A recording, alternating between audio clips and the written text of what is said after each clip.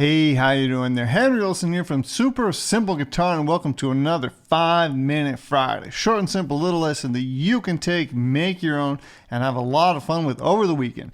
So today I'm going to be showing you this really cool epic riff that I really enjoyed learning and that I'm sure you're also going to love. It's the classic Wanted Dead or Alive. I can't even play it perfectly every time. But it's a really great right hand picking exercise, and it's also really fun to play, and you could also get creative with it and play these sixths in different places and in different combinations, okay? So I'm going to walk you step by step through it, and I also have a free tab for you linked right underneath this video if you want to, have more easier time learning how to play this. Make sure to just go grab that tab, okay?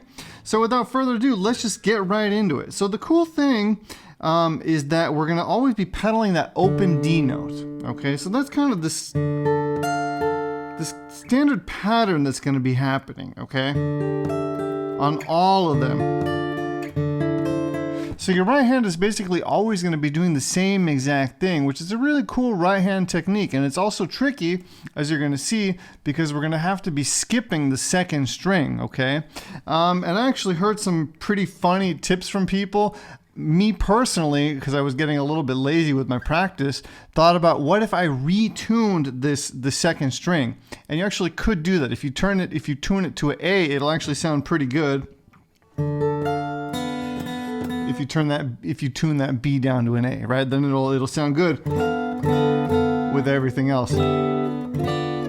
But we want to try to be accurate. Another really fun tip that somebody posted on my TikTok short was that you could just Keith Richards it. That's what he said, and that would mean, because Keith Richards on his Telecaster, he removes the sixth string because he plays an open G, right?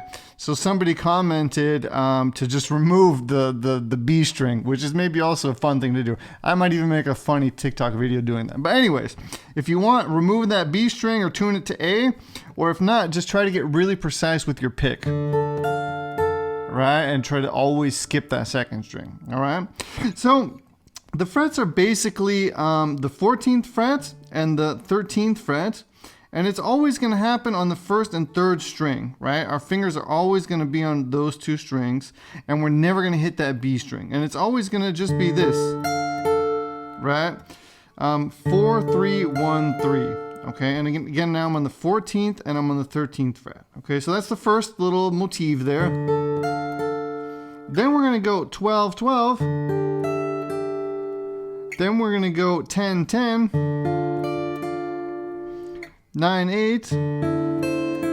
See, I accidentally hit it too now a little bit. 5, 5. 4, 3. And now the kind of tricky thing is that you're going to want to mute out that second string when you do this little walk down, right? I kind of like to hit it, slide down, and then hit it a second time here. If you watch Richie Sambora or John Bon Jovi play it, they'll do it slightly different kind of each time. So play around with that, but I kind of like to do this nice little slide thing. And I like to have that open D ring in there too. And sometimes I'll even let that B ring here when I'm here, and then mute it when I get here. Because here it still sounds pretty good. And then when I move down, I'll do a tricky little thing with my first finger where I'll just touch that string, which is going to mute it. Again, I wasn't doing this the first time I practiced this. As I practiced it, I actually practiced this for about 3 days. This is one of these tunes where when you've been playing guitar for 20 years, you think, oh yeah, that's super easy. And then you try to do it, and you can't do it. Now I can kind of do it, but the first time around, the first couple of days, it really kicked my butt because I was constantly hitting that second string, and it was just a pattern that my right hand wasn't used to. So that's a little lesson for you maybe. Even those of us that have been playing for 20 years can't just do everything perfectly right off the bat, right? I'd really be interested to see like some famous guitar players that have never played this, just put a camera in front of them and have them play it for the first time and see how good they'd be able to do it. I bet a lot of them would have to practice this for a day or two, just because it's something the right hand has never done, right? It's super tricky to skip that second string there. So again, that's the little riff there. A super short little lesson for you this Friday, but it's going to give you some work to do for sure. You know, just because I'm not going to be talking that much doesn't mean that you're not going to have a lot of stuff to practice.